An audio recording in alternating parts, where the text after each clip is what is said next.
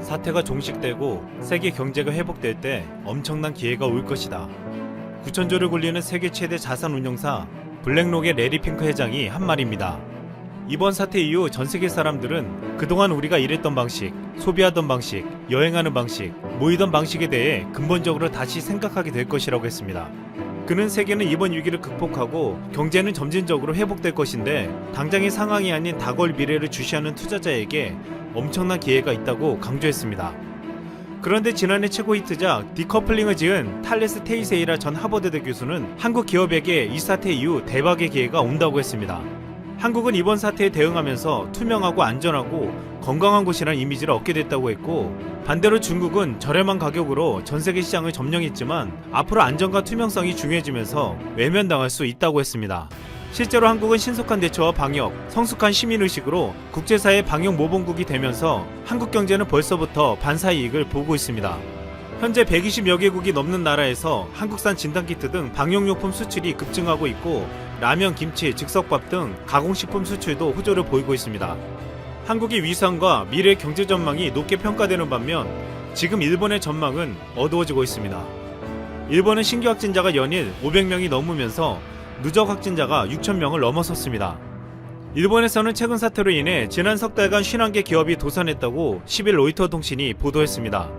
도쿄소코 리서치는 보고서에서 도산한 기업들은 일본 중부 아이치현에 있는 온천 운영업체를 비롯한 호텔과 요식업계라고 했습니다. 이는 이미 한국의 일본 여행 보이콧으로 타격을 입은 곳인데 이번 전염병 사태로 인해 더 이상 버티지 못한 것으로 보이고 있습니다. 보고서는 또한 여파가 계속될 경우 소규모 기업뿐만 아니라 중규모 기업들까지 도산이 확산될 수 있다고 경고했습니다. 미국 골드만삭스는 2분기 일본의 성장률을 마이너스 25%라고 전망했습니다. 사태 초기 한국의 방역이 틀렸다고 비판하며 자국의 상황을 방치했던 일본은 지금 엄청난 상황을 맞이하고 있습니다. 이번에 대응 과정에서 한국에서 비판 여론이 크게 일었던 베트남도 이 사태가 6개월 지속되면 베트남 기업 절반이 파산할 수 있다는 보도가 나왔습니다. 베트남은 전 지역의 관광지를 폐쇄하고 모든 항공기의 베트남 진입을 봉쇄했습니다. 이로 인해 연간 32조 원의 관광 수입이 끊길 위기와 해외 투자금이 급감하고 글로벌 불황의 여파를 피해가지 못할 것이라고 예측되고 있습니다. 한국도 글로벌 불황의 영향을 완전히 피할 수는 없겠지만 전문가들은 한국에 대한 놀라운 분석을 내놨습니다. 전 세계의 많은 국가들이 GDP 기준 세계 경제 11위 대국인 대한민국의 경제회복 과정도 보고서 따를 것이라고 전망하기도 했습니다. 이미 한국의 진단키트를 수입하고 방역 대책을 배운 에스토니아는 한국이 위기를 극복하고 경제를 재개하는 과정도 참고하고 싶다고 했습니다. 스페인 3대 일간지 엘문도는 지난 7일 한국 자가진단 앱 사용률 90%라는 기사를 통해 한국의 대응을 상세히 보도했습니다. 스페인을 포함해 유럽 대부분 국가가 봉쇄령을 발령했으나 한국은 뛰어난 기술 역량과 투명한 정보 공개, 성숙한 시민의식을 바탕으로 민주적 방식으로 방역에 성공했다고 보도했습니다. 스페인 언론은 한국의 방역 성공뿐만 아니라 한류를 통한 문화 강국 한국에 대해서도 소개했습니다. 엘파이스에서 발간하는 월간지 아이콘 4호로는 문화 강국은 이렇게 만들어진다는 제목의 한국 문화 특집 기사를 4개면에 게재했습니다. 이 잡지는 한국은 마이크로 프로세서와 플라스마 스크린뿐만 아니라 활력과 매력, 다양성으로 점철된 문화산업을 수출한다며 세계 11위 경제대국, 수출 규모 세계 6위인 한국의 위상을 부인할 사람은 없다고 전했습니다. 이어 미국 아카데미 사관왕을 차지한 영화 기생충을 언급하면서 소프트 파워라 불리는 얄미울 정도의 매력으로 무장한 한국이라는 강적 앞에 심지어 자유주의의 엘리트로 여겨지는 할리우드도 항복했다고 썼습니다. 또한 한국 드라마, K-팝, 소설, 손흥민, 비디오 게임, 김치 등을 언급하며 이 모든 것들이 한국 소프트 파워의 파노라마를 완성한다고 했습니다. 마지막으로 한국은 그 어떤 군대도 없이 지구를 침략했다고 말했습니다. 이번 사태를 계기로 전 세계에서 대한민국의 위상은 그 어느 때보다 올라가고 있고, 올라간 이미지로 인해 앞으로 한국의 경제는 새로운 도약을 할 수 있을 것으로 전망되고 있습니다. 10일 대구 지역의 신규 확진자 수는 0명이었습니다. 첫 환자가 나온 지 52일 만이었습니다. 전국 신규 확진자 수는 27명으로 50일 만에 다시 하루 20명대로 진입했습니다. 아직 안심하기는 이르지만 많은 사람들은 이 수치가 믿기지 않는다고 했습니다. 이미 과거의 수차례 전염병에 대한 인류의 대처를 경고했던 빌 게이츠는 앞으로 20년에 한 번씩 이 같은 상황이 벌어질 것이라고 했습니다. 빌 게이츠는 국제사회가 이번에 제대로 준비하지 않았던 까닭에 수조 달러의 비용을 지불해야만 했다면서 이제 시민들은 정부가 전염병 대처를 중요하게 생각하기를 기대할 것이라고 말했습니다. 빌 게이츠는 10일 문재인 대통령에게 전화를 걸어 한국이 잘 관리해서 세계 모범이 되고 있다며 배우겠다고 했습니다. 또한 빌 게이츠는 한국의 백신 및 치료제 개발 진행을 찾아봤다며 앞으로 개발이 가속화되길 기대한다고 했습니다. 10일 김어준의 뉴스공장에 나온 이태호 외교부 2차관은 한국은 지금 교과서대로 하고 있지 않다며 이렇게 말했습니다. 한국은 교과서대로 하고 있는 것이 아니라 교과서를 쓰고 있다. 안녕하세요. 세상의 모든 지식들을 쉽고 재밌게 풀어드리는 네오의 지식창고입니다. 여러분들의 구독과 좋아요는 제게 큰 힘이 됩니다. 삼성전자에서 이번에 발표한 반도체 비전 2030은 오는 2030년까지 시스템 반도체 분야의 연구개발 및 생산기술 확충에 총 133조 원을 투자하고 전문 인력만 15,000명을 채용한다는 계획입니다. 대규모 투자와 고용 확대를 통해 자체 시스템 반도체 산업의 역량을 강화하는 것은 물론 중소기업들과 상생 협력을 통해 한국 반도체 생태계 전반적인 수준을 업그레이드 하겠다는 전략이죠. 삼성전자와 SK하이닉스가 메모리 반도체 시장에서는 60%의 압도적인 과점률을 바탕으로 글로벌 업계를 호령하고 있으나 정작 전체 시장의 70%를 차지하는 시스템 반도체, 즉 비메모리 부분에서는 별다른 힘을 발휘하고 있지 못하고 있는 실정이죠. 앞으로 시스템 반도체 시장은 5G 이동통신과 인공지능, 사물인터넷 등으로 대표되는 4차 산업혁명 시대에 더 급성장하게 될 겁니다. 제가 유튜브를 시작한 지 얼마 안 되었을 때 만든 영상인 삼성의 새로운 무기, 자동차 반도체 편에서 앞으로 삼성의 새로운 무기가 자동차 반도체가 될 것이라고 이야기해 드렸는데요.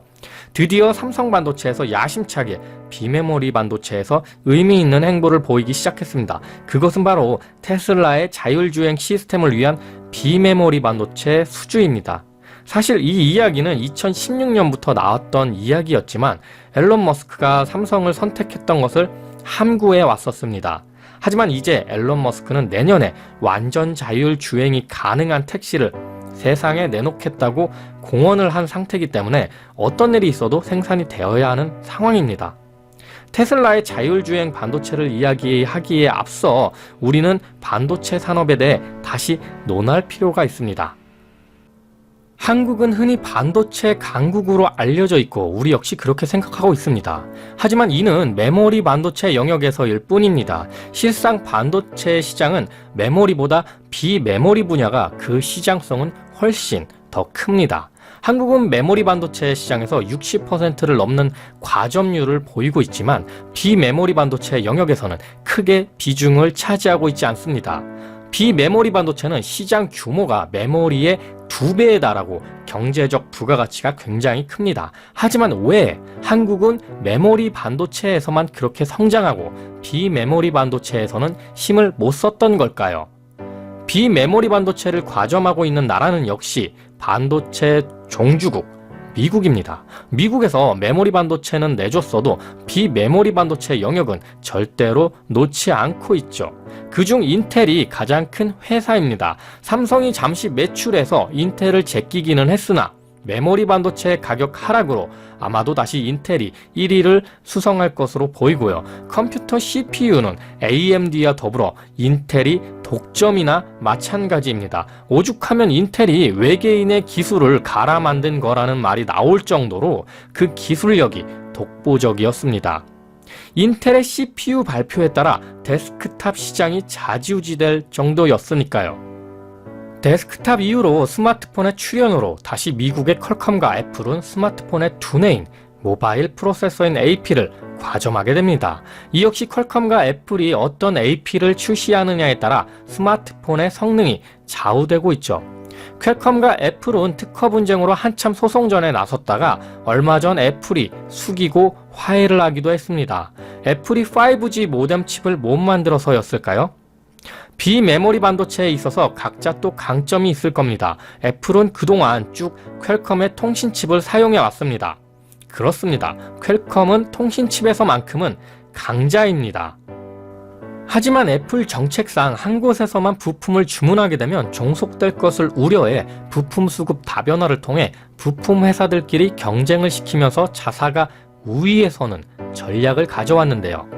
예를 들면 디스플레이는 LG와 삼성 그리고 샤프를 경쟁시키고요. AP 생산은 TSMC와 삼성을 경쟁시키고 있습니다. 조립은 폭스콘과 페가트론을 경쟁시키면서 가격을 다운시키는 시기죠. 바로 이것이 공장 없이 애플이 최고의 영업이익률을 자랑하는 방식입니다. 이 방식을 현재의 애플 CEO인 팀 쿡이 겁나 잘 해냈던 거죠. 그래서 스티브 잡스가 팀 쿡한테 대표 자리를 물려준 이유이기도 합니다. 애플은 통신칩에서도 퀄컴에서 인텔로 구매 노선을 바꾸게 됩니다. 하지만 인텔이 5G 통신칩을 제때 공급하는 것에 실패를 하면서 발등에 불이 떨어진 애플이 삼성의 손을 뻗어보지만 삼성 역시 자사 스마트폰에 들어갈 5G 모뎀 칩만을 가지고 있는 상황이었죠. 결국 애플은 퀄컴의 백기를 들고 소송을 거두면서 퀄컴에게 다시 5G 모뎀 칩을 수급받을 예정입니다. 여기에서 퀄컴의 5G 모뎀 칩의 생산을 삼성전자에 맡기게 될 것이란 이야기가 파다하죠. 물론 아직은 확정된 것이 아니기 때문에 TSMC의 그 물량이 넘어갈 수도 있습니다. 자, 그럼 비메모리 반도체에 대해 더 알아보겠습니다. 메모리 반도체와 달리 비메모리 반도체 분야에서는 팹리스 형태의 방식이 발전을 했습니다. 팹리스는 무엇인가 하니 바로 설계를 따로 진행하고 생산은 하지 않는 방식이죠. 기술적으로 팹리스 업체는 생산에서 자유롭기 때문에 설계에만 집중할 수 있는 이점이 있습니다. 따라서 장비가 좌우하는 메모리 반도체와 달리 비메모리 반도체는 엔지니어의 역량에 따라 경쟁력이 결정되게 됩니다. 얼마나 정교하게 반도체를 설계하느냐에 따라 시장을 좌우할 수 있다는 거죠. 대표적인 팹리스 형태의 회사가 미국의 퀄컴입니다. 최근 중국 업체들은 고액을 주고 이 분야에 고급 엔지니어를 대거 스카우트하고 있죠. 이렇다 보니 거액을 주고 인재를 영입해도 금세 다른 업체에 빼앗겨 큰 타격을 입을 수도 있습니다. 바로 팹리스는 고급 인재 싸움인 거죠.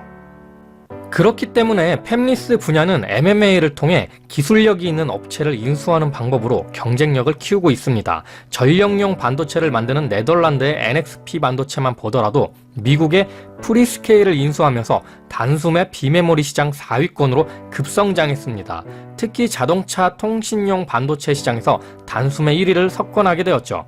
이런 NXP 인수를 위해 퀄컴에서 발벗고 나섰지만 중국 정부의 방해로 실패하고 지금은 삼성전자에서 NXP 인수설이 모락모락 피어 올라오고 있습니다. 만약 삼성에서 NXP 인수에 성공한다면 자동차용 반도체 시장에서 바로 1위가 되겠죠. 이렇게 비메모리 반도체는 기술력과 특허를 보유하지 않는 이상 쉽사리 진입하기 어려운 시장입니다. 메모리 반도체는 기술력과 특허를 크로스 라이선싱을 통해 로열티를 지불하고 양산에 몰입하기만 하면 되는 것에 반해 비메모리 반도체는 직접 기술과 특허를 개발하는 팹리스 업체를 키우거나 기술과 특허를 가진 팹리스 업체의 오더를 받아 생산을 대신해주는 파운드리 산업을 키우는 두 가지 길로 나눠져 있습니다. 결국 삼성전자에서 선택한 방법은 기술과 특허를 축적한 팹리스 업체를 따라가기보다는 메모리 반도체의 양산 시스템에 확고한 우위를 가진 장점을 바탕으로 파운드리 산업을 우선 키워나가겠다는 전략을 세운 겁니다. 비메모리 반도체 시장을 다시 한번 쉽게 정리해보자면 CPU는 미국 인텔, 모바일 프로세서와 모뎀은 미국 퀄컴, 네트워크 칩은 싱가포르 브로드컴, 이미지 센서는 일본 소니, 차량용 반도체는 네덜란드 NXP, 파운드리는 대만 TSMC 등이 각각 시장을 주도하고 있지만 삼성전자도 최근 추격을 위한 발판을 마련하면서 이들을 쫓고 있는 상황인 거죠. 브로드컴도 원래 미국 기업이었는데 싱가포르의 아바고가 인수한 걸 본다면 비메모리 반도체 산업의 대부분은 미국이 장악하고 있다고 보시면 됩니다. 그러니 메모리 반도체 시장에 비해 2배나 큰 비메모리 반도체 시장을 미국이 쉽사리 양보하지 않을 것이라는 것은 자명한 일입니다. 간단하게 생각해보죠. 컴퓨터 CPU나 스마트폰 AP가 컴퓨터나 스마트폰에 들어가는 D램이나 낸드 플래시에 비해 가격이 얼마나 높습니까? 당연히 마진율도 좋을 수밖에 없습니다. 이런 꿀 떨어지는 사업을 누가 양보하겠습니까? 그리고 이 또한 미국의 안보에 굉장히 많은 영향을 미치죠. 대부분의 무기에는 굉장히 정교한 시스템 반도체가 탑재가 됩니다. 그런데 이걸 중국산을 쓸 수가 없겠죠.